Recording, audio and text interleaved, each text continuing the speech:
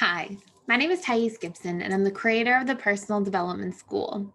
This is your daily breakthrough video, and in this video, I'm going to talk to you a little bit about the top 8 reasons dismissive avoidants stall when it comes to making a first date.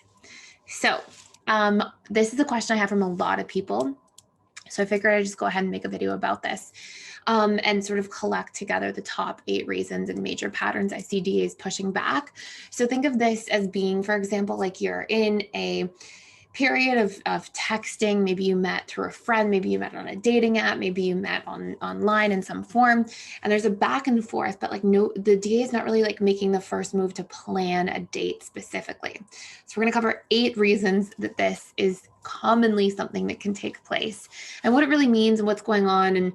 And I can always do a follow-up video in terms of what you can do about it, but I'm just going to go through these 8 reasons in this video specifically.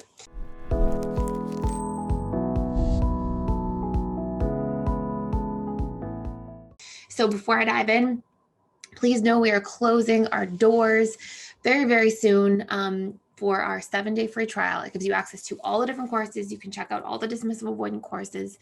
A really great one if you feel confused about a DA is the Advanced Dismissive Avoidant Attachment Style course. It tells you all about how a dismissive avoidant shows up in a relationship. So in the dating phase, in the honeymoon phase, the power struggle, the stability, commitment, and bliss phases. And it gives you sort of a roadmap or blueprint for how to deal with this. You can check it out for free. You can check out the workbooks for free. Great opportunity to do so. And I will put a link in the description box below. Doors close May 5th, and we won't be running this again at this time. So check it out. Let me know your thoughts. And thank you for watching. So, okay. Point number 1, dismissive avoidants stall because they feel like they don't have enough time to themselves already. And I want you guys to think of like the dismissive avoidance operating from like a naturally diminished emotional bandwidth. So if somebody's secure, for example, has a pretty big emotional bandwidth because they're tuned into themselves, they know how to regulate their own emotions, they stand up for themselves by communicating their own needs, they feel pretty comfortable having more difficult conversations, and they get their needs met from other people a large portion of the time in a healthy, interdependent way.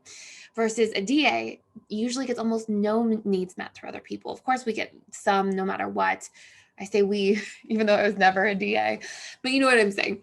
And so DAs can of course get some of their needs met through other people, but what happens is because it's so few, in their interpersonal interactions, they feel like they're putting out to be there, like, you know, talking and conversating, whatever it is, but it's taking away from their own, it's like their bucket is only has a little bit in it to give. And so sometimes when they're feeling in that state, they are very hesitant to want to make plans to put themselves out there and things like that. And that can be an ongoing thing for periods of time, like a large life cycle in a relation or in a chapter or season of a dismissive avoidance life.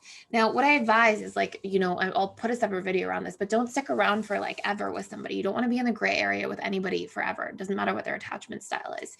So create a boundary for yourself. It's like, okay, if I don't see some kind of movement or a shift happen where we see each other in person within X amount of days, weeks, I would say months, but it really shouldn't be that long.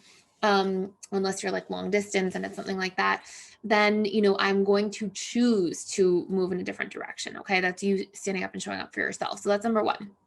Number 2 can be they have fears. So they can just fear not showing up very well on the date, not trust in their own ability to, like, maybe they're not feeling good about themselves in this season of life, things like that. Those fears can come up. If there's already been a little bit of volatility in the interactions, like a little bit of back and forth or criticism or some, you know, things like that, they can feel a little bit unsafe and start to pull back as well. So that's number 2.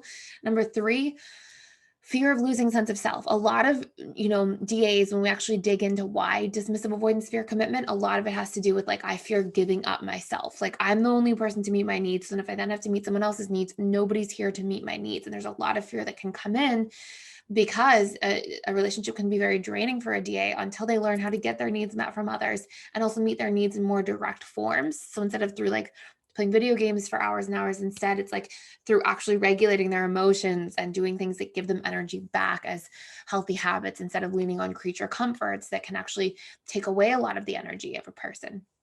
The next big piece is if they feel pressured, they will likely rebel. Because do not like to feel pressured. It's a big trigger for them a lot of the time, and there will be naturally pushback if there's a lot of pressure being sort of brought onto the situation. Our next one is they are not sure if they want to invest. This is number 5. So this can be because they're going through a recent breakup. This can be because they're just, maybe moved to a new city, whatever it might be, and they're not in a place in their life where they feel like they can invest in a romantic relationship. So they sort of don't put a lot of energy into it because it's not on their priority list, or maybe even something that they're actively not trying to do at this time. Number 6, not enough information yet. This is really a big one. DAs really like to collect information for long periods of time. They like to take their time. They like to analyze and evaluate how people respond to little things. They like to analyze and evaluate how much somebody's trying to push something or rush it along. All of those things are really big reasons that dismissive avoidance will stall. Number 7 is if there's a lot of testing. Anything with a lot of testing. So this is such an interesting one because DAs will tend to not really test in the later phases of a relationship. Like they're not really ones to test in the honeymoon phase. Whereas like if you sort of look at it, like fearful avoidance sometimes won't be the biggest testers in the dating phase. They can be, but sometimes not really much at all. But then they'll test a lot when there's more trust involved, when there's more commitment involved, because they think it's going to be broken.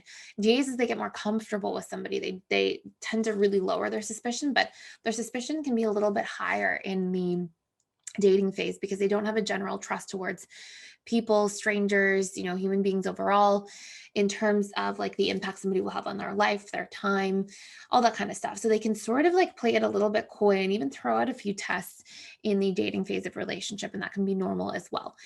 And last but not least, somebody can, of course, stall because they're actually just not interested in pursuing the dynamic. And that's why, if I were to go into like a separate video, and I won't make this one super, super long, it's really important that you as a person do not make this about um, changing yourself to be, whatever it is that somebody might want from you just so that you can see them in person. Like if somebody's not taking action to invest in a relationship, it doesn't matter what their attachment style is. Usually what you're going to see is that that's going to, what you're seeing is what you get. So like that is probably going to translate into somebody's not going to take that much action to show up and put the work into a romantic relationship once there's a commitment either. So it's really important that you put a deadline up for yourself, set a boundary, so that you don't get stuck in any kind of dynamics that are maybe unfair to you. So hopefully that all makes sense. Thank you so much for watching. Thank you for being here. Please like, share, and subscribe, and I will see you in the next video.